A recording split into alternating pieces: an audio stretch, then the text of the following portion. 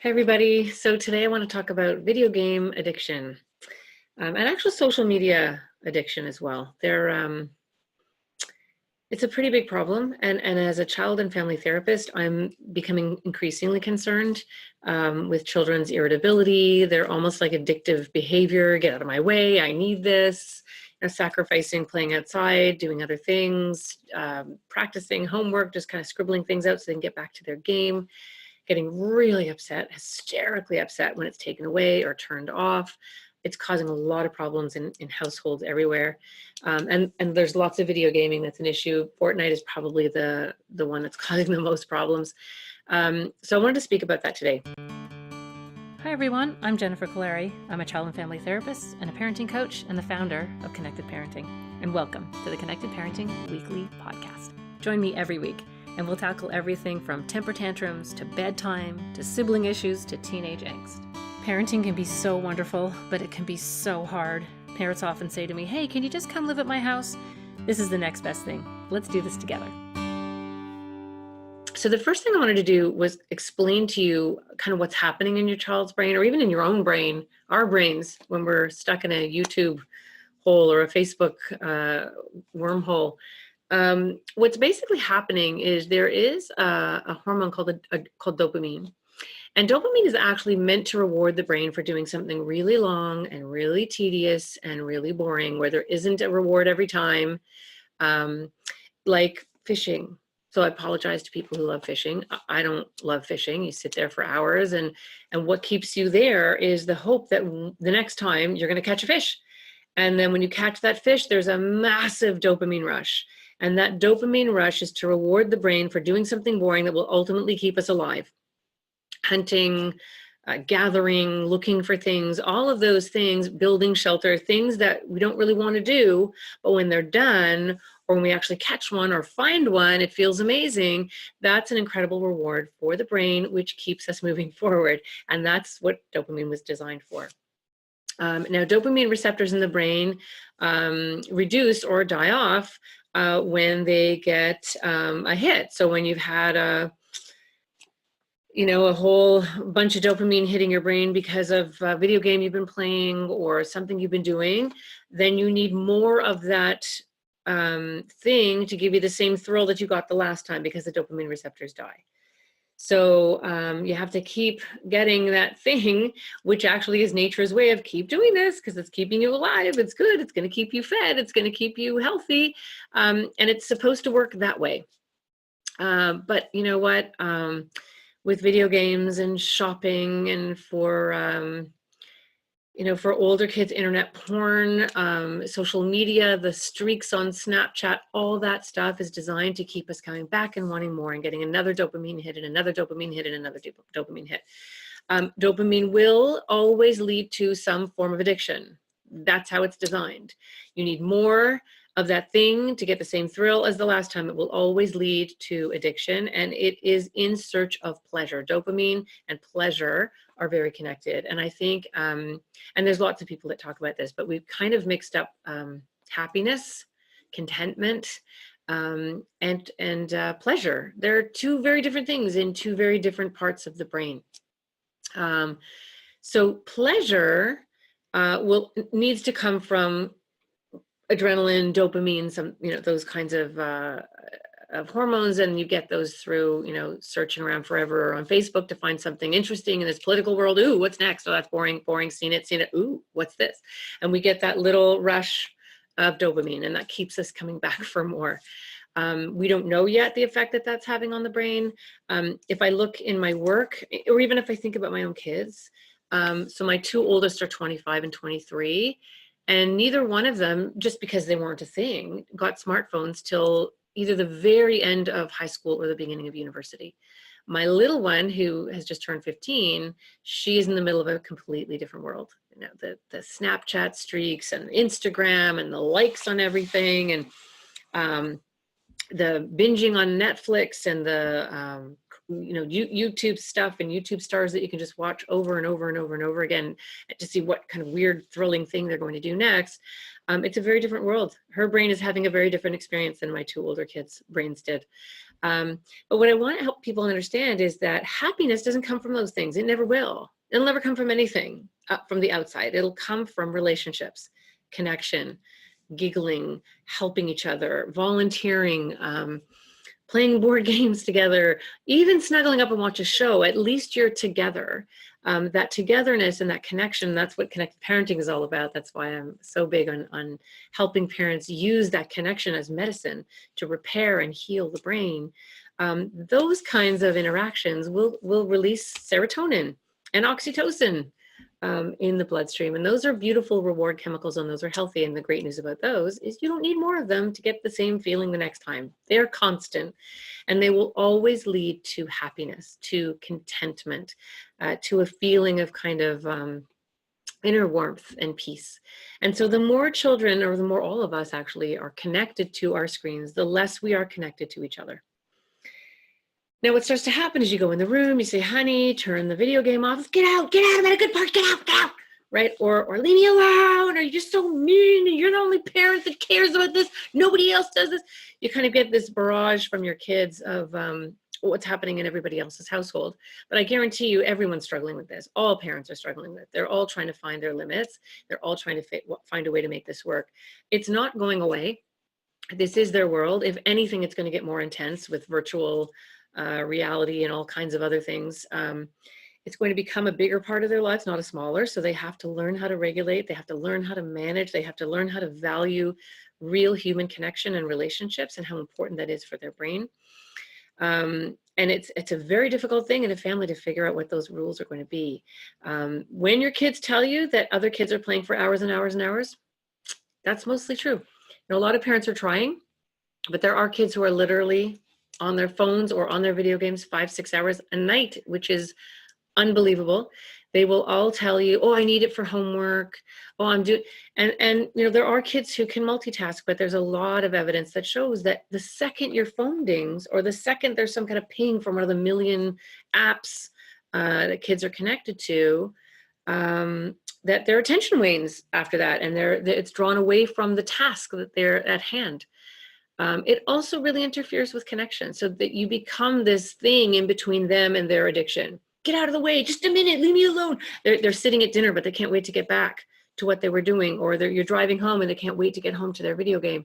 And you can feel it. We can feel it as parents that they're looking past us, like, get out of my way. And that can be really stressful. It can be very hurtful as a parent. And it's also really difficult to know how to manage.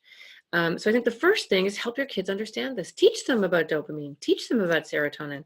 The second thing is video games aren't going away, and social media is not going away, but you can use it the way it's intended.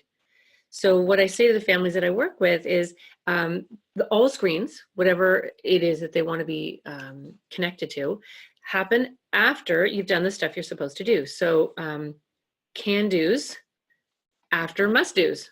Right? So you do your must-dos, your homework, your chore, your hanging out with the family, walking the dog, playing a board game, whatever it is, do your connection stuff first, and then you can be rewarded with dopamine, which is actually how it's supposed to work.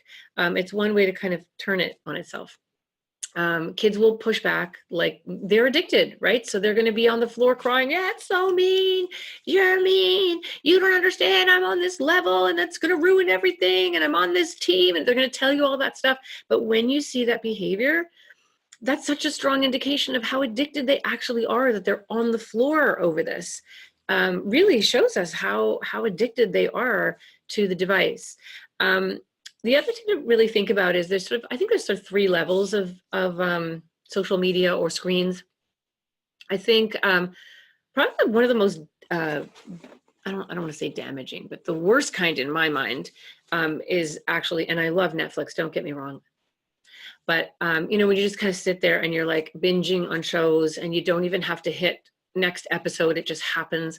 So I see a lot of older kids in particular, but actually young kids too, just binging and knowing in their head, I've got stuff to do, I've got to finish assignments, I should go out, I should get dressed, I should go take a shower, but the next show comes and the next show comes, and this voice in the background that tells you have to turn it off is so muffled, and they just get sucked in.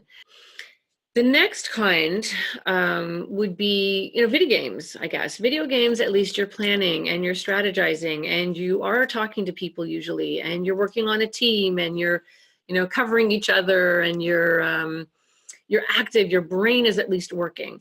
Now you're getting pummeled with an unbelievable amount of cortisol and adrenaline, and dopamine, which is not so great for the brain, but at least there's some active thinking and some strategy and some planning. And then the kind that I think is not too bad at all is, if you're on YouTube and you're watching, how to make wallets out of duct tape, or you're researching Leonardo da Vinci, like you're on um, YouTube or whatever it is that you're watching to find out information and to learn and to find resources. And that's sort of the best kind. And you can, in your family, decide that there's different levels of screens that they're allowed to have and not have, and certain amount of time that they're allowed on each one. I think that can be very helpful. But the truth is, you have to be, and we've talked about this in other podcasts, that we are the substitute frontal lobe for our children. They don't have, even teenagers, they don't have that full capacity yet to inhibit and organize and prioritize, to anticipate how dangerous this could be, or how unwise it is to spend so much time on something when something else needs to be done. Even the understanding of time is not really there. I mean, that's really a frontal lobe job, right? It's the frontal lobe's job to understand where you are in time, how much time you have left, how to shift your attention, how to switch your attention. So we really have to be the frontal lobe for our children, and they are addicted, so they are going to make it difficult. But I will give you a tip.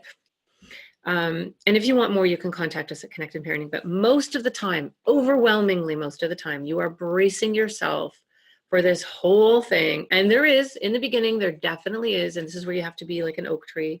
Stand there rooted to the ground, solid. I love you enough for you to be mad at me. I really believe that this is good for you, and I don't care what's going on in someone else's house. This is what's happening in our house.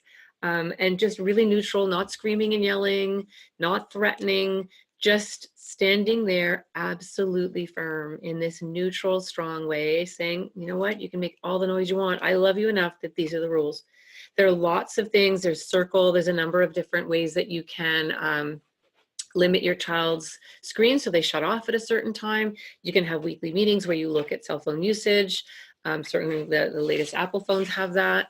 You can have blackout times where everybody's phone is off, and certainly no phones at dinner, no phones while kids or devices while kids are doing their homework. You can actually say to your kids, you know what, you can have as much video gaming as you want. You can have as much screen time as you want, but we've got to play a board game. You've got to walk the dog. We're going to have dinner together. You're going to do your chore. You're going to practice your instrument, whatever it is that they have to do. And when that's done, you can have video games or screens until 10 o'clock when you go to bed. And they're usually very happy with that. They actually think that's great. But really, it's exactly the same as if you say you can only have it for an hour and a half or 2 hours. If in terms of recommendations, I personally think, especially with little kids, maybe under 12 or 13, they don't need screens during the week. They can have them a little bit on the weekend. If they are going to have screens, I would limit it to half an hour a day, special events. You don't have to count TV shows that you watch altogether. This really can be time on your smaller devices.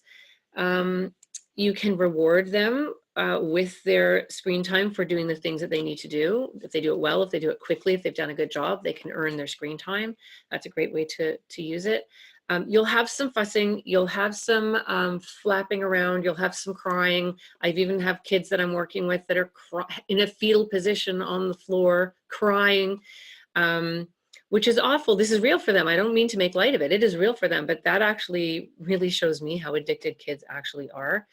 And they'll tell you that kids are having, all kinds of privileges at home, and some are and some aren't. Kids aren't always so honest about what they're allowed to do at home. But the key is stand there like an oak tree. It's usually about 24 hours of fussing and getting really upset, and then miracles happen. They're sitting playing video games with you. They're laughing again. They're not looking past you anymore. They're connected to you and with you.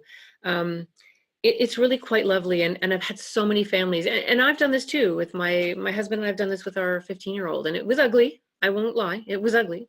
It was 24 hours of you're ruining my life and I hate you and you're so mean. But you know what? Out of her room came this child who was playing board games with us and giggling and laughing and snuggling again. And it really is such an important thing, that we take a stand and we do this, and we do it with confidence, and we do it without being angry.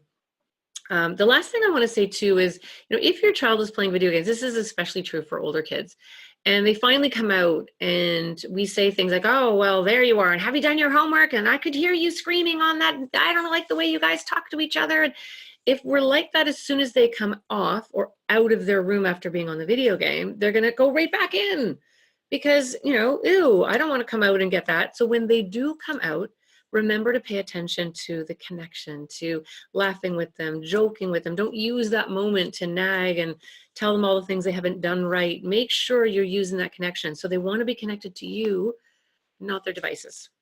So it won't be easy, but it'll be worth it. Thanks. Hi, I'm Barrett Kaleri from Connected Parenting. I hope you enjoyed our podcast. And don't forget to check us out on the web at connectedparenting.com and like us and follow us on Facebook.